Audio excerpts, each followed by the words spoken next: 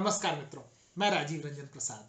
मेरे आलेख वैमानिक शास्त्र, कल्पना और विचारधारा से असहमत एक मित्र ने शोध पत्र भेजा, a critical study of the work वैमानिक शास्त्र, साइंटिफिक ओपिनियन 1974, पृष्ठ 5 से 12। इसे इंडियन इंस्टीट्यूट ऑफ साइंस के एच.एस. मुकुंदा, एस.एम. देशपांडे एवं एच.आर. नागेंद्रा द्वारा लिखा गया है। पूरा शोध पत्र पढ़कर गहरी निराशा हुई, क्योंकि अधिकतम विवरण ऐसा लगता है अपीयर्स दैट, संभावना है, सपोज टू, अथवा हो सकता है, मे बी जैसी शब्दावलियों से भरा पड़ा है। शोध पत्र इतिहास पर टिप्पणी कर रहा है।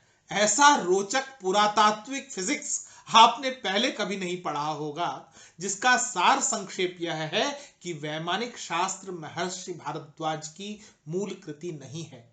साइंस का यह मजेदार पेपर बताता है, वैमानिक शास्त्र was brought into existence sometime between 1900 and 1922 by Pandit सब्भार्य Shastri by techniques unclear to us at the moment। इस उद्धरण में रेखांकित करने वाला वाक्य है, तकनीक जिसे वर्तमान में हम अनभिज्ञ हैं, techniques unclear to us at the moment. और यदि यही सच्चाई है तो फिर पूरे शोध पत्र की वैज्ञानिकता पर सवाल खड़ा होता है अथवा वैमानिक शास्त्र पर। शिवकर बापूजी तलपड़े, जिनके विषय में कहा जाता है कि उनके द्वारा पहला विमान प्राचीन शास्त्रों को आधार बनाकर डिजाइन करने व वर्ष 1895 में उड़ाने का प्रयास किया गया, वह किन संदर्भों पर आधारित था, इसका संज्ञान शोध पत्र में क्यों नहीं लिया गया? जब विज्ञान अपने भीतर विचारधारा के रसायन घोल लेता है तो ऐसी ही मजेदार हिस्ट्री बनती है।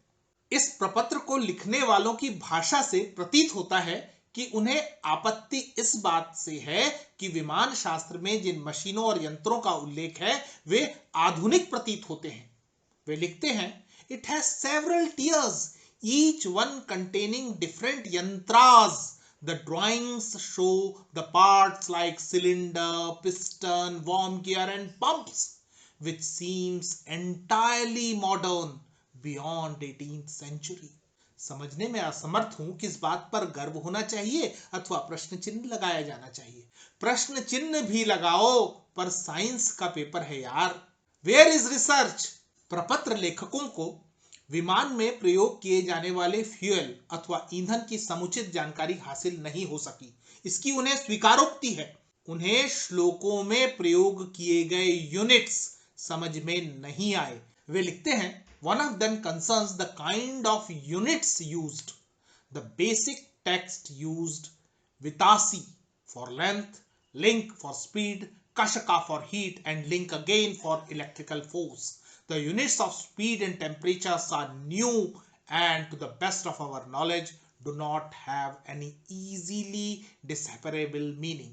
मैं यहाँ लेखकों के बेस्ट ऑफ अवर नॉलेज का प्रयोग किए जाने से सहमत हूं।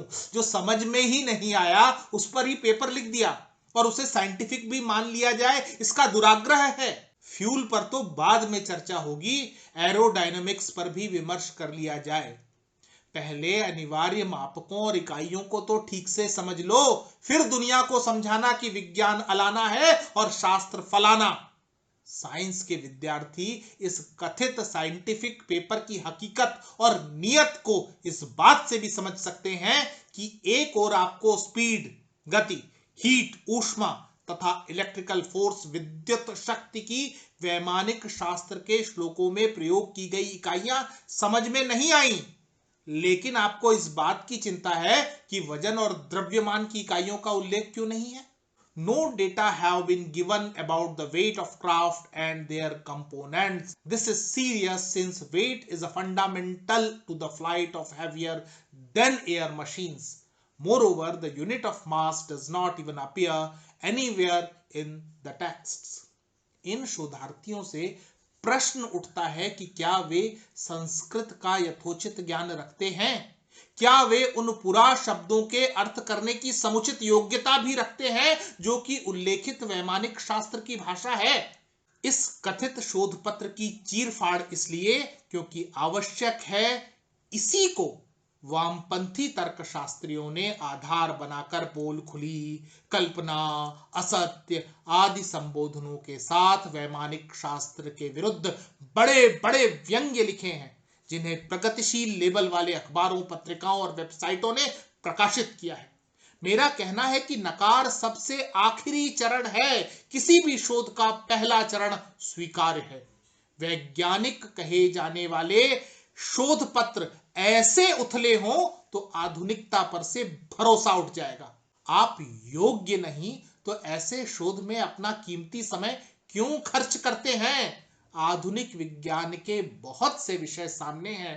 पुरातन को किसी जुनूनी विद्यार्थी के लिए छोड़ दीजिए, जो कभी न कभी इस अबूझे विषय के गहरे सागर में उतरकर मोती तलाश ही लाएगा। आज का विज्ञान ही अगर थोथे तर्क देने लगे और उसी को शोध पत्र का नाम देकर भ्रमित करने का कार्य करे तो यह अनुचित कृत्य कहा जाएगा।